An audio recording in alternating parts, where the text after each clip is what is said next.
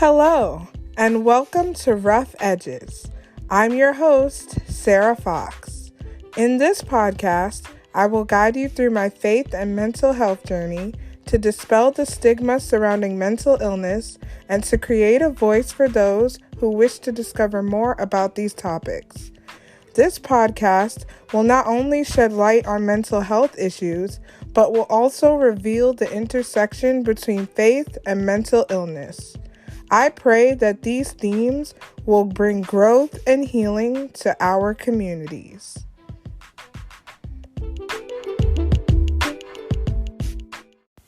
Hello, everyone, and welcome back to another episode of Rough Edges. Today, I am joined by special guest Michel Roux. Michel is 59 years old, and he is also French, and he's living in Portugal with his wife, Jacqueline. They have two sons of ages 34 and 32. Michel has bipolar type 1, and he had his first psychotic episode 40 years ago at the age of 18. Then two big episodes followed, one each decade with some hypomania in between.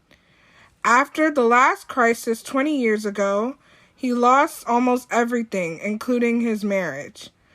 But through true acceptance and honest sharing, he managed to stabilize. It was 20 years ago. In the meantime, he remarried his wife. Their life on the Portuguese farm close to nature makes them very happy because it is anchored in reality, while part of the dream he sorely needed to make happen. What he considers to be a victory over himself was only possible thanks to support and involvement of his family, friends, and colleagues, some of whom have become his gatekeepers. He decided to share his story on a broader scale and started coaching bipolar people about a year ago. He is a mental health advocate, struggling to get rid of any kind of stigma. He is a speaker on the Bipolar Support Club on Clubhouse, and he is currently writing a book. You can follow him on Instagram at coaching_bipolar or visit his website at en.coachingbipolar.com. Welcome, Michel. Welcome. Thank you, Sarah, to have me here. Yes, I'm so happy to have you. So I just wanted you to tell me a little bit more about yourself. So what is your idea of a good time? A good time? Yep. You mean generally speaking, in life, or? Yeah, go for it. Oh, well, a good time is now. You know? There is no better time than now. So, being with you, for instance, you know, it's a kind of everything what is happening now. It's just the results of everything that preceded, you know, and being able to talk to you, I mean, someone in New York who is, I know, also very much engaged into the mental health advocacy. It's, you know, it's the accomplishment of the day.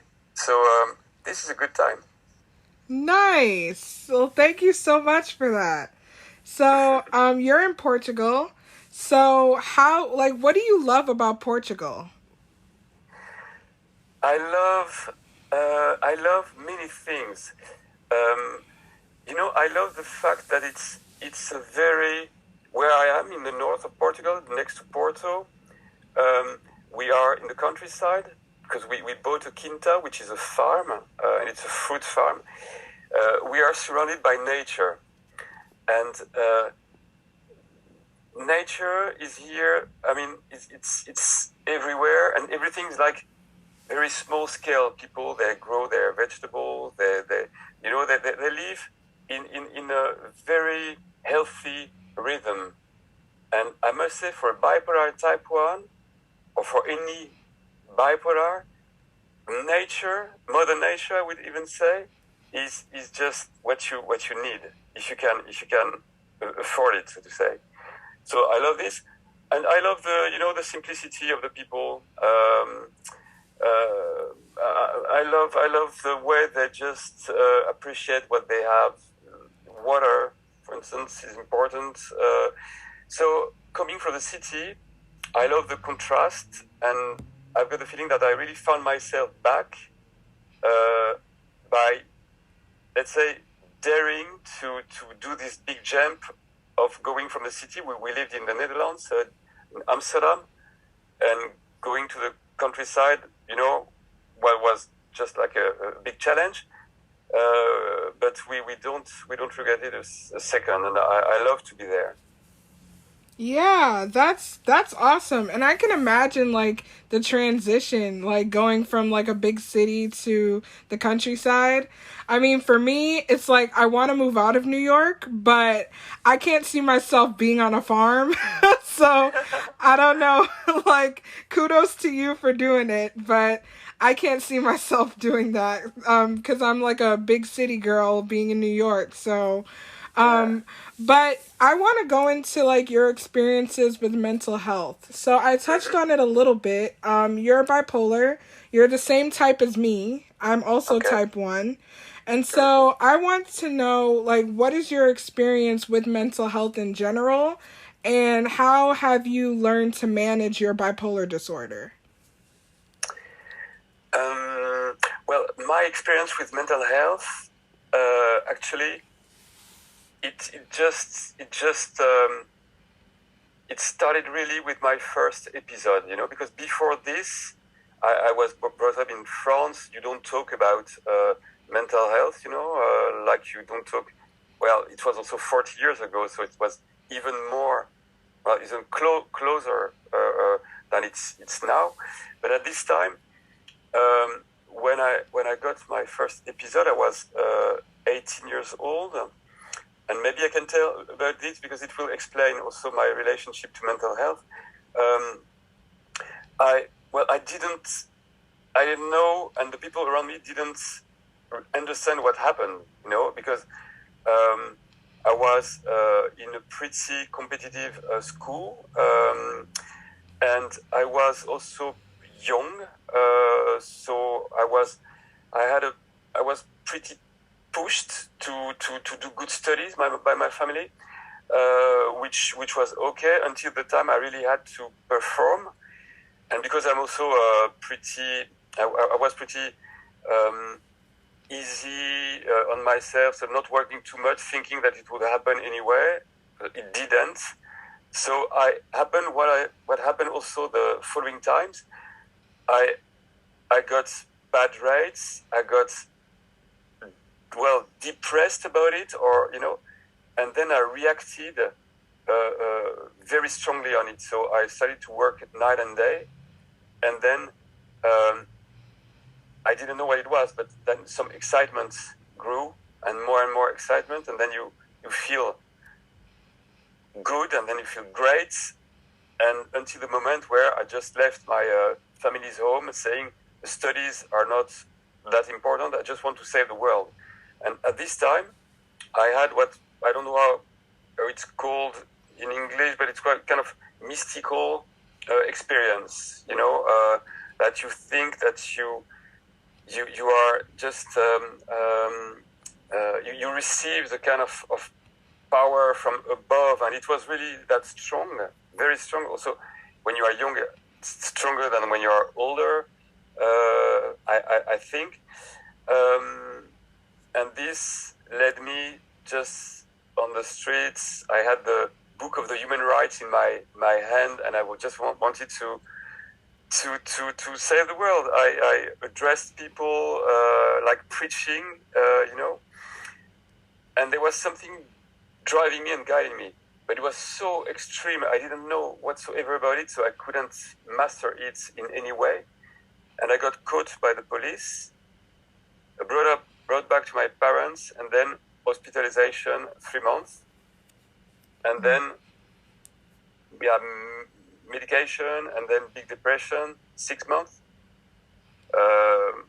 weight gain, doing nothing else than being a vegetable, another kind of vegetable than in the quinta, and I got through this. I didn't know if this was going to end. My parents as well, my friends as well.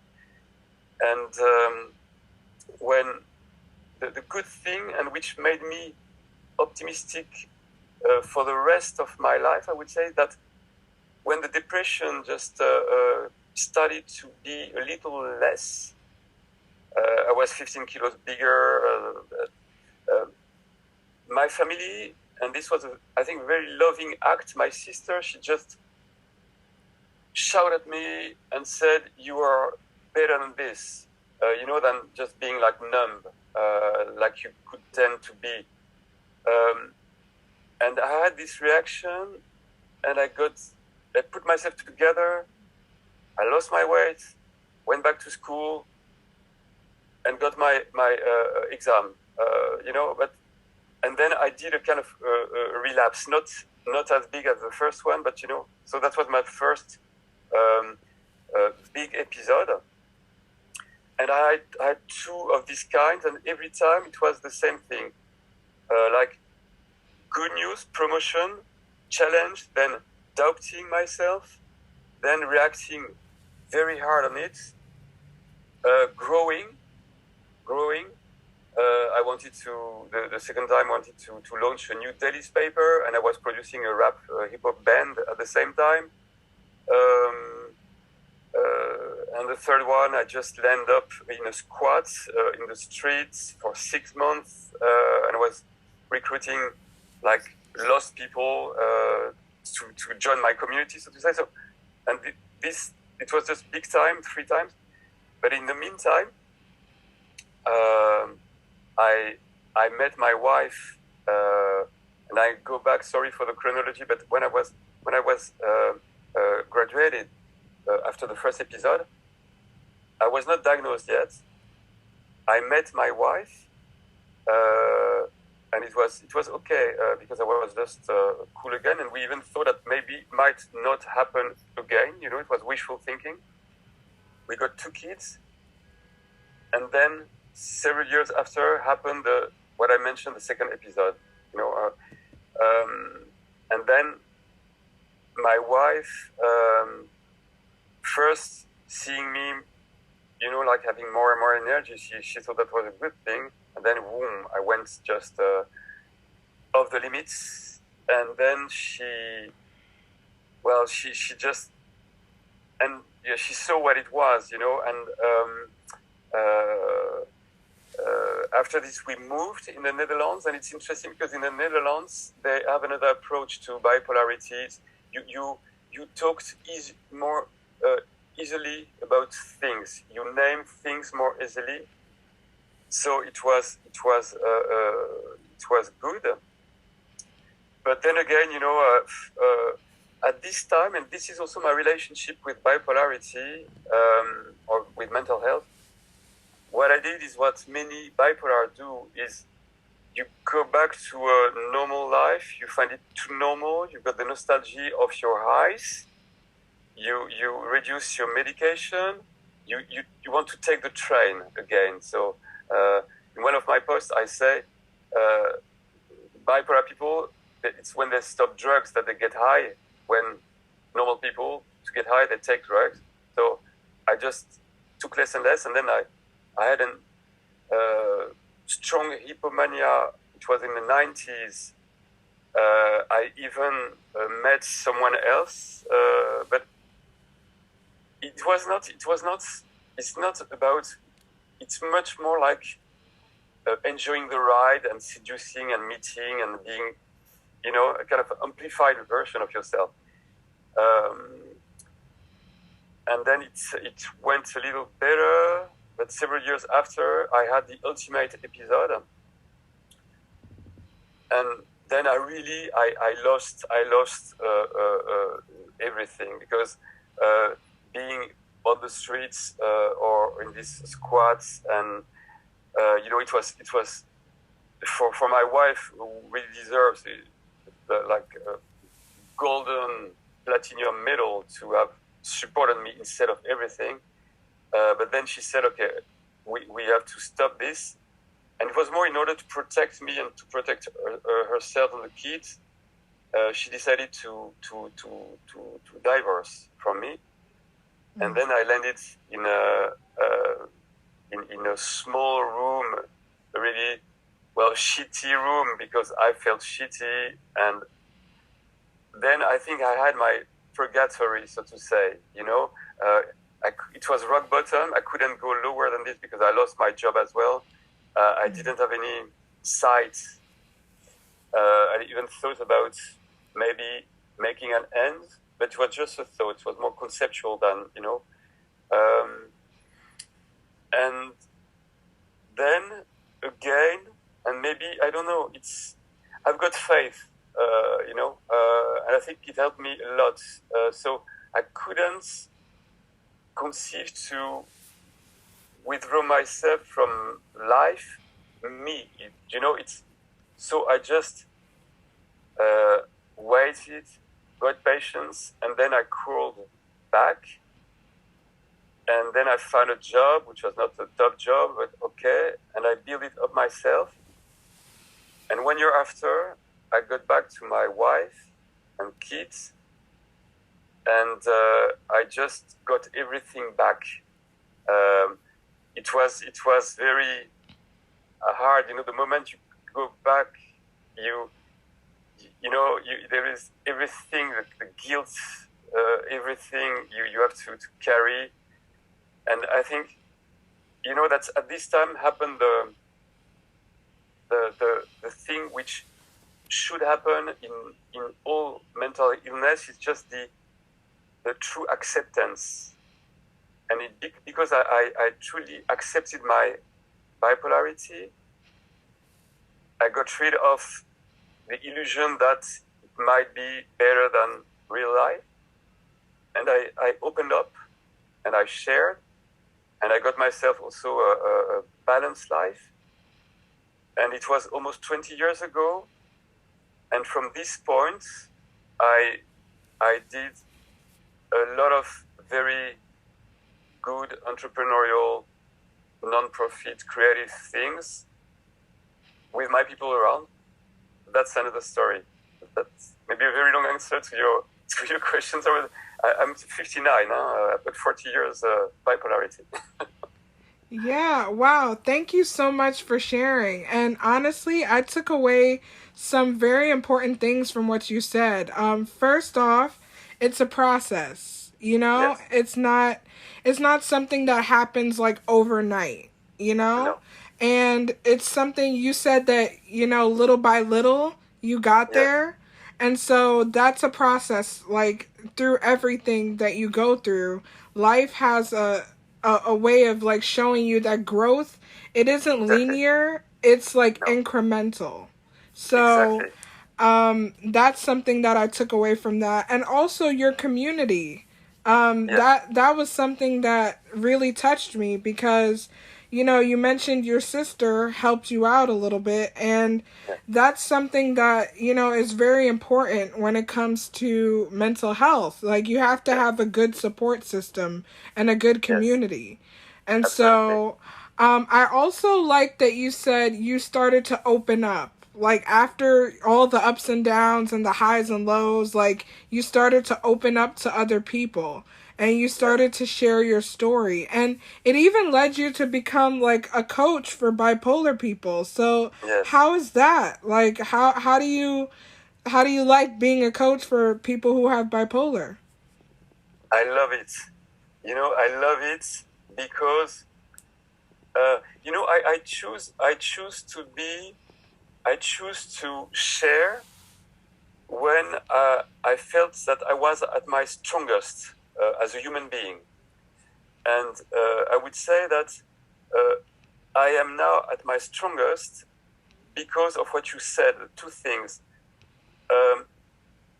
Having followed this whole process, just like a falling, standing up, learning, having the illusion that you are just, you failed, but not, you never fail. You can always stand up, go on, and you are just stronger than you were the day before. That's the fact of life.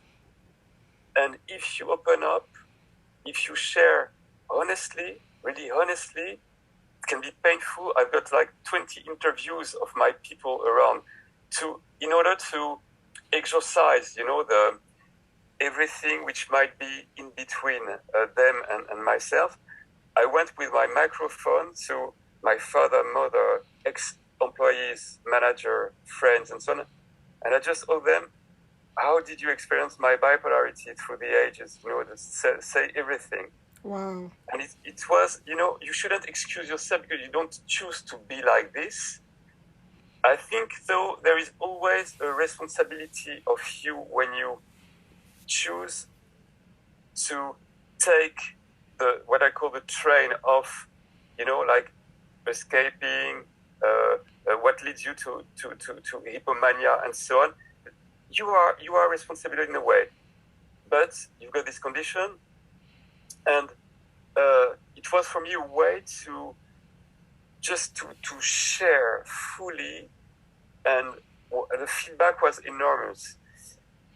And this was like 10 years ago, 12 years ago that I did this. And, it was in me, this sharing thing. And when I came to Portugal, and we have everything we dreamt about. We got nature, we do hosting, we got culture projects, we do artist residence, things we love.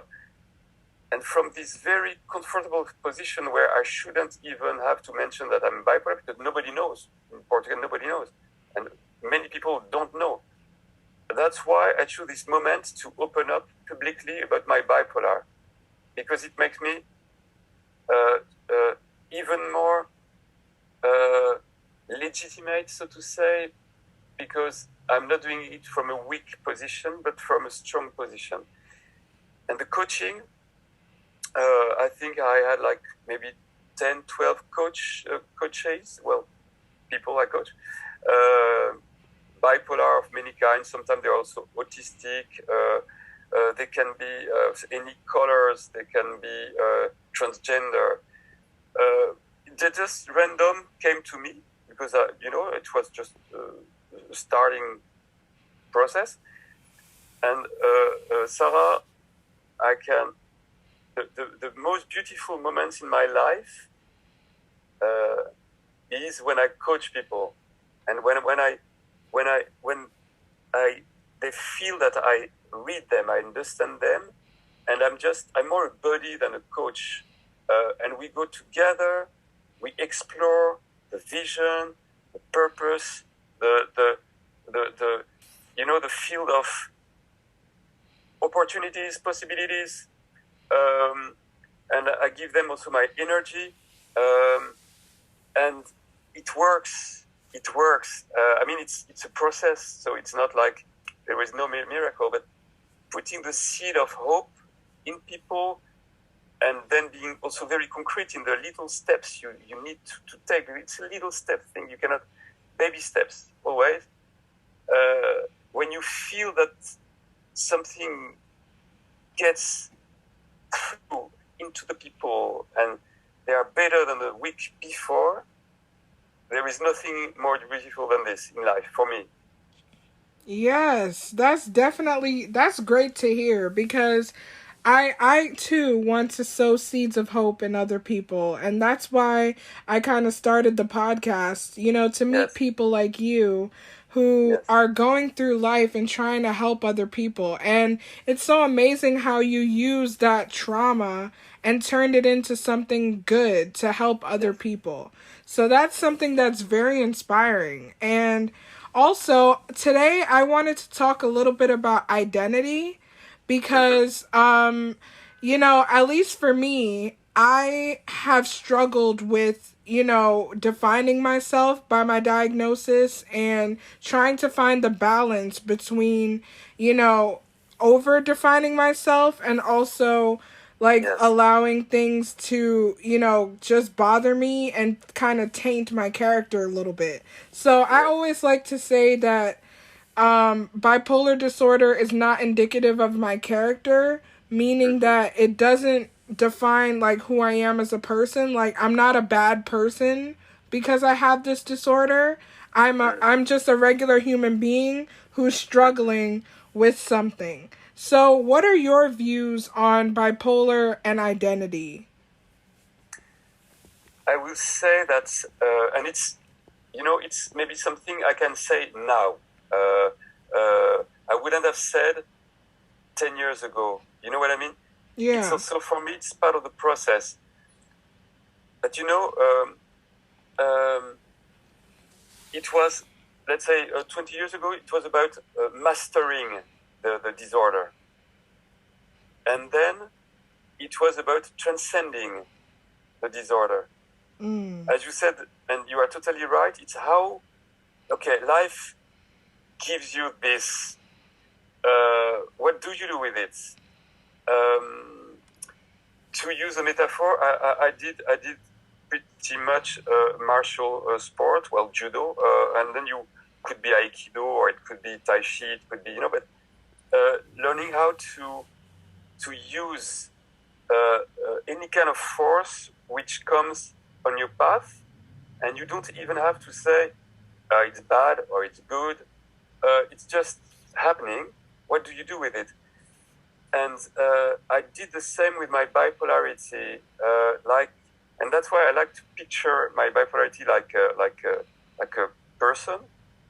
If you talk about identity, it's even when I sent you a love letter I wrote to my bipolarity, and it's a little, so it's also poetry, or it's also a way to cope with things, also difficult things. But I picture the bipolarity as a kind of fatal woman,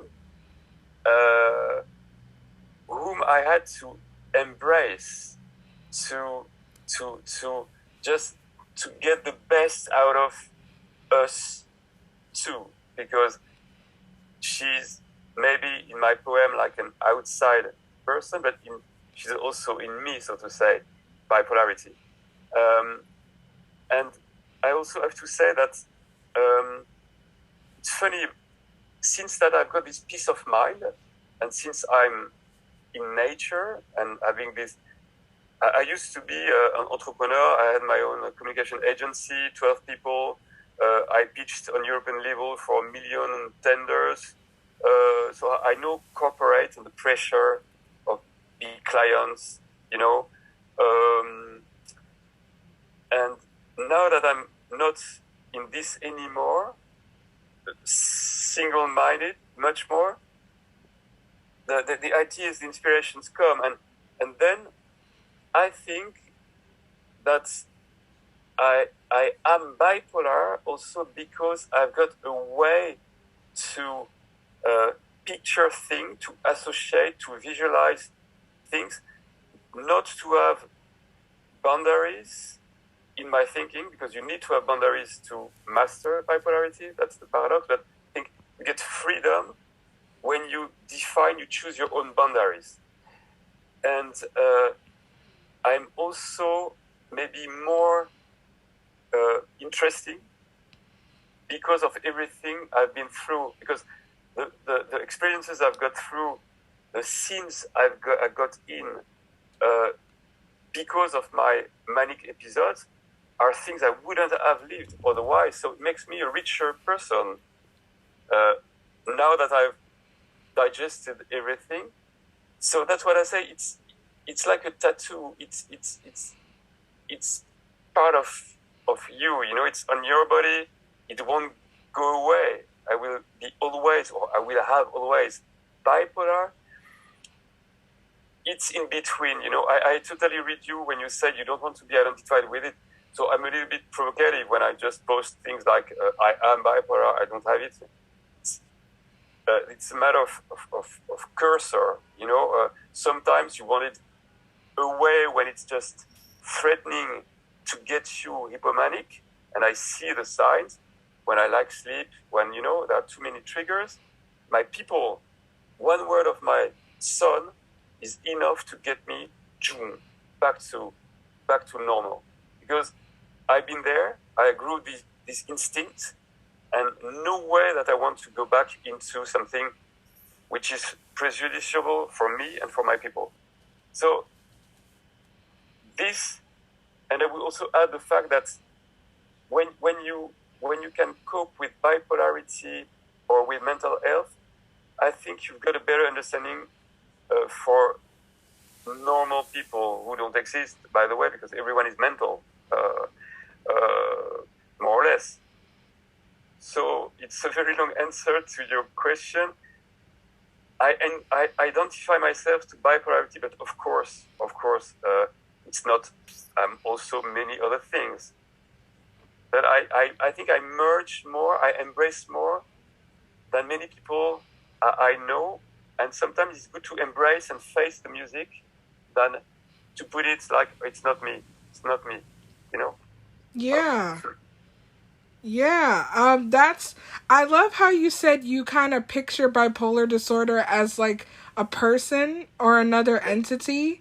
Like, Yes. that's very interesting to me. It's just like, it's something to be embraced, Yes. like you said. And I also Yes. love that tattoo analogy where you're saying that having bipolar disorder is like having a tattoo where it's a part of you, but it doesn't really have to be, the only thing that No. defines who you are, Exactly. And so I love that analogy. That was perfect. I really love that. And so, Michel, I just want to say thank you so much for joining me today. And before I go, I have one more question. What does the word resilience mean to you?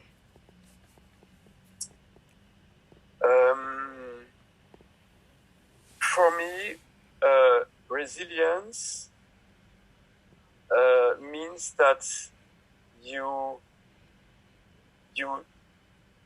don't forget, but you get over it, and you go further in life with this luggage, and it makes you stronger. That's I would never sign for, like something bad happened, like a manic episode, and then I would have the power to erase everything. No, I need it like the tattoo on me, and I go. But I just, as I told you, I transform these events in something, in a learning, in wisdom, and that's my view on resilience in the bipolar process. Thank you for that. Thank you so much. And I want to thank you a lot for joining me today. You just, deposited a lot of words of wisdom, and I really appreciate that. So thank you. And if you guys want more of this and, further updates, you can tune in next week for all new episodes on Rough Edges.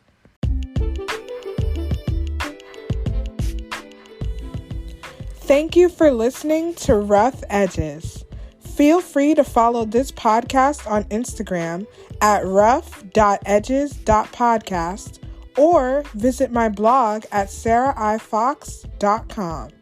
If you have any questions or further suggestions on how to make this podcast grow, you can email at rough.edges.podcast@gmail.com.